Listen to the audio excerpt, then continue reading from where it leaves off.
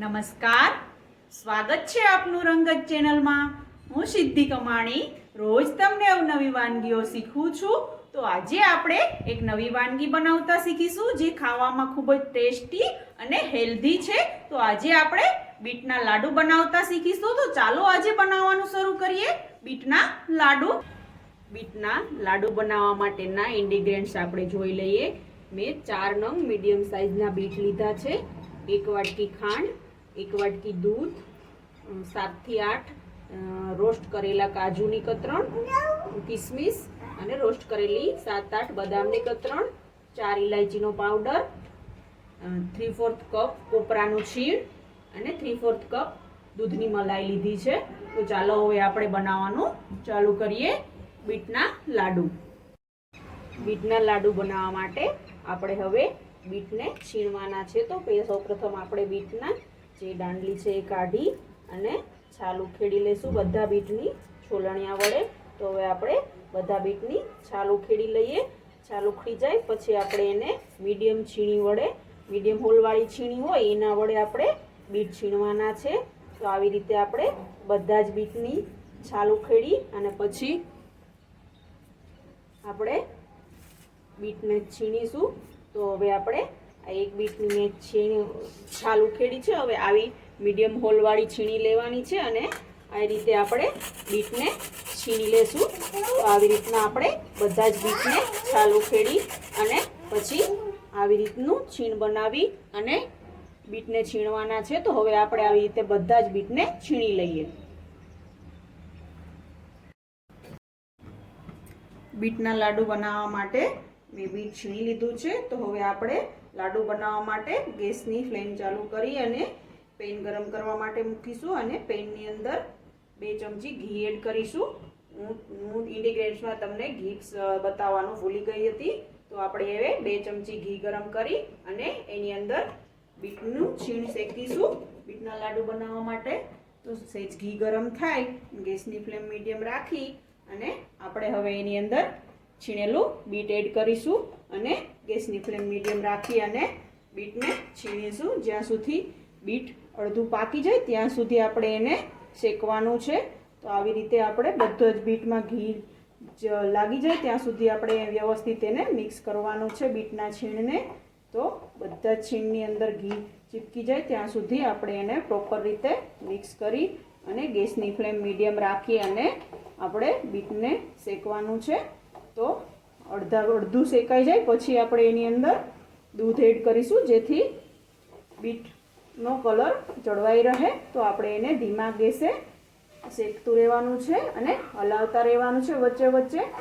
ધીમા ગેસે મીડિયમ ગેસની ફ્લેમ રાખી અને આપણે બીટના છીણને શેકવાનું છે। અડધું શેકાય પછી જ આપણે એની અંદર દૂધ એડ કરી અને શેકીશું। તો હવે આપણે આ રીતે બધા જ બીટના છીણને શેકી લેશું મસ્ત રીતે। એમાં ઘી એડ થઈ ગયું છે અને મસ્ત પ્રોપર મિક્સ થઈ ગયું છે।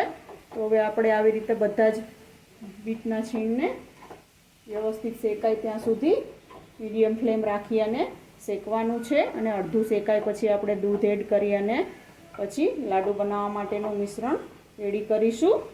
તો આવી રીતે આપણે હવે શેકી લઈએ બધા જ બીટના છીણને। તમે જોઈ શકો છો આપણા બીટનું છીણની અંદરનું જે પાણી હતું એ બળી ગયું છે અને બીટનો કલર પણ ચેન્જ થઈ ગયો છે। તો આપણું બીટ અડધું શેકાઈ ગયું છે। તો હવે આપણે એની અંદર દૂધ એડ કરીશું અને દૂધ વ્યવસ્થિત રીતે બીટની અંદર મિક્સ થઈ જાય પછી થોડી વાર પછી આપણે એની અંદર મલાઈ એડ કરીશું જેથી બીટના લાડુનો ટેસ્ટ ખૂબ જ સરસ આવે છે। મલાઈ એડ કરવાથી એનો ટેસ્ટ સારો આવે છે અને પછી લાસ્ટમાં બીટ ચડી જાય ને સાવ પાકી જાય પછી આપણે ખાંડ એડ કરવાની છે જેથી એકદમ મેલ્ટ થઈ જાય। જો તમે પહેલાં ખાંડ એડ કરશો તો બીટ એકદમ મેલ્ટ નહીં થાય એટલે બીટમાં દૂધ વ્યવસ્થિત રીતે પાકી અને મિક્સ થઈ જાય, મલાઈ એકદમ પાકીને મિક્સ થઈ જાય પછી આપણે એની અંદર ખાંડ એડ કરવાની છે। તો હવે આપણે આ બીટના છીણની અંદર વ્યવસ્થિત અડધું શેકાયું છે। તો આપણે હવે એનું પાણી બળી ગયું છે। તો હવે આપણે એની અંદર દૂધ એડ કરીશું 1 વાટકી અને દૂધનું માપ જો તમે બીટનું છીણ કરો ત્યારે છીણનું માપ કરી લેવાનું। 1 વાટકી છીણ હોય, 2 વાટકી છીણ હોય તો તમારે 1 વાટકી દૂધનો ઉપયોગ કરવાનો છે, અને 1 વાટકી છીણ હોય તો તમારે અડધી વાટકી દૂધનો ઉપયોગ કરવાનો છે, જેથી પ્રોપર માપથી લાડુ બનાવશો તો લાડુનો ટેસ્ટ ખૂબ જ સરસ આવશે. તો હવે આપણે દૂધ અને છીણને પ્રોપર મિક્સ થાય ત્યાં સુધી ગેસની ફ્લેમ મીડિયમ રાખી અને શેકવાનું છે અને હલાવતા રહેવાનું છે, જેથી તળિયે ચોટે નહીં. આવી રીતે આપણે મિશ્રણને પકાવી લેશું અને દૂધ બળી જાય અને મિક્સ થઈ જાય બંને એકદમ પ્રોપર. પછી આપણે એની અંદર મલાઈ એડ કરીશું અને બીટનું છીણ એકદમ બીટ પાકી જાય પછી આપણે એની અંદર ખાંડ એડ કરીશું. તો હવે આપણે મિશ્રણને ધીમા ગેસે શેકતા રહીશું. આવી રીતે આપણે જે દૂધ એડ કર્યું હતું તે બળી અને મિક્સ થઈ ગયું છે. તો હવે આપણે એની અંદર જે મલાઈ છે 3/4 કપ વાટકી મેં લીધી હતી તે એડ કરીશું, એટલે મલાઈ એકદમ મેલ્ટ થઈ અને બીટના લાડુનો ટેસ્ટ ખૂબ જ સારો આવશે મલાઈના એડ કરવાથી. તો આપણે હવે એમાં મલાઈ પ્રોપર રીતે મિક્સ થાય તે રીતે એને હલાવવાનું છે, હલાવતા રહેવાનું છે, એટલે એકદમ મસ્ત રીતે મલાઈ એડ થાય અને બીટના લાડુનો મસ્ત બને. એટલા માટે એકદમ એની પ્રોપર વેમાં આવી જાય ત્યાં સુધી આપણે એને મિક્સ કરવાનું છે. લાડુ બને એવું મિશ્રણ રેડી થાય ત્યાં સુધી આપણે મલાઈને એમાં મિક્સ થાય ત્યાં સુધી હલાવતા રહેવાનું છે, ગેસની ફ્લેમ મીડિયમ રાખીને. જો તમે ગેસની ફ્લેમ ફાસ્ટ રાખીને લાડુ બનાવશો તો લાડુ તળિયે ચોટી જશે અને લાડુનો ટેસ્ટ સારો નહીં આવે. એટલા માટે ગેસની ફ્લેમ મીડિયમ રાખી અને મીડિયમ ટુ સ્લો રાખતા જવાનું છે અને આપણે આને પકવવાનું છે મિશ્રણને, જેથી લાડુનો ટેસ્ટ ખૂબ જ સારો આવે અને સ્લો મીડિયમથી પકવવાથી બીટ એકદમ મસ્ત પાકે અને ટેસ્ટ બી સારો આવે છે. એટલા માટે મીડિયમ ગેસની ફ્લેમ રાખીને જ આપણે લાડુને મિશ્રણને પકવવાનું છે. તો તમે જોઈ શકો છો મસ્ત કલર આવી ગયો છે આપણે મિશ્રણની અંદર દૂધ અને મલાઈ એડ થવાથી. તો જ્યારે આનું પાણી શોષાઈ જાય, દૂધ બધું બળી જાય અને મલાઈનું પાણી જે છે એ બધું બળી જાય પછી આપણે એની અંદર કોપરાનું છીણ અને ખાંડ એડ કરીશું. પ્રોપર પાકી જાય મિશ્રણ પછી લાસ્ટમાં આપણે કોપરાનું છીણ અને ખાંડ એડ કરવાની છે, જેથી મસ્ત રીતે ટેસ્ટી બને અને મસ્ત રીતે પાકી જાય. ખાંડ એડ કરવા, જો પહેલાં ખાંડ એડ કરશો તો બીટ પ્રોપર રીતે પાકશે નહીં અને કડક રહેશે. એટલા માટે લાસ્ટમાં જ ખાંડ એડ કરી અને પછી પકવવાની છે. તો હવે આવી રીતે આપણે મિશ્રણને પકાવી લેશું. તમે જોઈ શકો છો આપણે મિશ્રણની અંદર દૂધ અને મલાઈ જે એડ કરી હતી અને જે પાણીનો ભાગ છૂટો પડ્યો હતો તે બળી ગયો છે અને આપણું બીટ પ્રોપર રીતે પાકી ગયું છે. આવી રીતે ચેક કરવાનું અને મેલ્ટ થઈ જાય તે પાકી ગયું છે. તો પછી હવે આપણે એની અંદર 1 વાટકી ખાંડ લેવાની છે તે એડ કરીશું. દૂધ અને ખાંડનું પ્રમાણ સેમ લેવાનું છે અને બીટ થોડા સ્વાદમાં ગળ્યા હોય છે, એટલે સ્વીટનેસ તમારી અનુકૂળતા મુજબ ખાંડ ઓછી વધારે કરી શકો છો. મેં અત્યારે 1 વાટકી દૂધ અને 1 વાટકી ખાંડ અને 2 વાટકી બીટનું છીણ લઈને એ માપથી લાડુ બનાવ્યા છે. તો તમને જે તમારી સ્વીટનેસ હોય એ આધારે તમે ખાંડનું પ્રમાણ વધુ ઘટું કરી શકો છો, વધારે ઓછું કરી શકો છો. તો મેં અત્યારે મારા મેજરમેન્ટ પ્રમાણે બનાવ્યા છે. તમે ખાંડનું પ્રમાણ તમારા ટેસ્ટ મુજબ વધારી ઘટાડી શકો છો.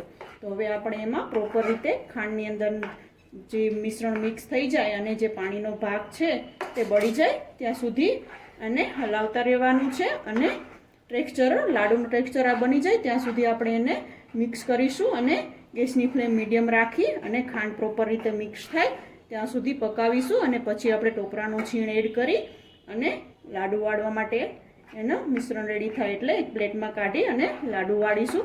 તો હવે આપણે ખાંડનું પાણી થઈ અને બળી અને લાડુનું મિશ્રણ રેડી થાય ત્યાં સુધી આપણે એને ગેસની ફ્લેમ મીડિયમ રાખી અને પકવવાનું છે. તમે જોઈ શકો છો આપણે જે ખાંડ એડ કરી હતી મિશ્રણની અંદરને જે પાણીનો ભાગ છૂટો પડ્યો હતો તે બળી ગયો છે અને આપણું મિશ્રણ વ્યવસ્થિત રીતે રેડી થઈ ગયું છે. તો આપણે હવે એની અંદર કોપરાનું છીણ એડ કરીશું 2 થી 3 ચમચી. અડધું ટોપરાનું છીણ એડ કરવાનું છે, અડધું આપણે એની ઉપર કોટિંગ કરવા માટે રાખવાનું છે. તો 2 થી 3 ચમચી મેં ટોપરાનું છીણ એડ કરી દીધું છે.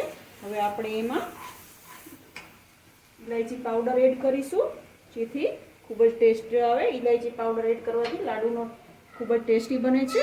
હવે આપણે એની અંદર કાજુની કતરણ એડ કરી દઈશું, કિસમિસ એડ કરીશું અડધી વાટકી અને 7 થી 8 રોસ્ટ કરેલી બદામની કતરણ એડ કરીશું અને બધું પ્રોપર મિક્સ કરી મિશ્રણને હલાવી લેશું અને પ્રોપર મિક્સ થાય ત્યાં સુધી આપણે એને ગેસની ફ્લેમ સ્લો રાખીને મિક્સ કરવાનું છે, જેથી એનો ટેસ્ટ બળી ન જાય. જો તમને મારી આ રેસીપી ગમી હોય તો તમે મારી ચેનલને સબસ્ક્રાઈબ કરો, મારા વિડીયોને લાઈક કરો અને તમારા ફ્રેન્ડ સર્કલમાં મારા વિડીયો શેર કરો અને તમે પણ આ રેસીપી ઘરે જરૂરથી ટ્રાય કરો અને તમને આ રેસીપી કેવી લાગી તે મને કમેન્ટ બોક્સમાં જણાવો. તો આપણું મિશ્રણ લાડુ બનવા માટેનું તમે જોઈ શકો છો રેડી થઈ ગયું છે અને કડાઈથી છૂટું પડવા લાગ્યું છે. જો તમે પ્રોપર એની મિશ્રણની લાડુનો વે જાણવો હોય, પ્રોપર રીતે એનું મિશ્રણ જોવું હોય તો તમે જ્યારે બી મિશ્રણ રેડી થાય ત્યારે જેવી રીતે આવી રીતે એને મિક્સ કરો ત્યારે એ કડાઈમાં ચોટે નહીં અને એક સાઈડ લાગેલું ચૂપકેલું રહે એવું બને અને ઘી છૂટું પડતું લાગે એટલે આપણે લાડુ બનવાનું મિશ્રણ રેડી થઈ ગયું છે એ સમજવું. તો આવી રીતે આપણે બધા લાડુનું મિશ્રણ રેડી થઈ ગયું છે. તો હવે એને ગેસની ફ્લેમ બંધ કરી નીચે ઉતારી અને ઠંડુ કરવા માટે રાખી દઈશું અને ઠંડુ થાય પછી આપણે એને મીડિયમ સાઇઝના લાડુ બનાવી અને કોપરામાં કોટેડ કરી અને સર્વ કરીશું. બીટના લાડુ બનાવવા માટે મેં મિશ્રણ ઠંડુ કરવા માટે રાખ્યું હતું. 10 થી 15 મિનિટ ઠંડુ થયા બાદ હવે આપણે હથેળીમાં ઘી લગાવી અને આવી રીતના લાડુ વાળી લેશું. આટલી સાઈઝના આપણે ગોળ લાડુ બનાવવાના છે. તમે જોઈ શકો છો આવી રીતે લાડુ બનાવી અને કોપરાનું છીણ એક ડીશમાં લઈ અને કોટેડ કરવાનું છે આવી રીતે. તો આવી રીતે આપણે બધા જ લાડુને વાળી અને કોટેડ કરી અને રેડી કરી લેશું. તો તૈયાર છે ગણપતિ બાપા મોરિયાનો મહાપ્રસાદ બીટના લાડુ. આ લાડુ બનાવવામાં ખૂબ જ આસાન અને ખાવામાં ખૂબ જ ટેસ્ટી છે. તો આ લાડુને તમે 15 થી 20 દિવસ સુધી સ્ટોર કરી શકો છો અને શિયાળા માટેનું બેસ્ટ ખાણું છે આ લાડુ અને વિટામિનોથી ભરપૂર છે. તો તમે આ લાડુ બાળકો માટે પણ બનાવી અને ખવડાવી શકો છો. જો તમને મારી આ રેસીપી ગમી હોય તો તમે મારી ચેનલને સબસ્ક્રાઈબ કરો, મારા વિડીયોને લાઈક કરો અને તમારા ફ્રેન્ડ સર્કલમાં મારા વિડીયો જરૂરથી શેર કરો અને ઘરે તમે આ રેસીપી ટ્રાય કરો અને તમને મારી આ રેસીપી કેવી લાગી તે કમેન્ટ બોક્સમાં જરૂરથી જણાવો. તો આવી જ અવનવી વાનગીઓ જોવા માટે જોતા રહો રંગત ખાણીપીણીના શોખીન ગુજરાતીઓની. Thanks for watching.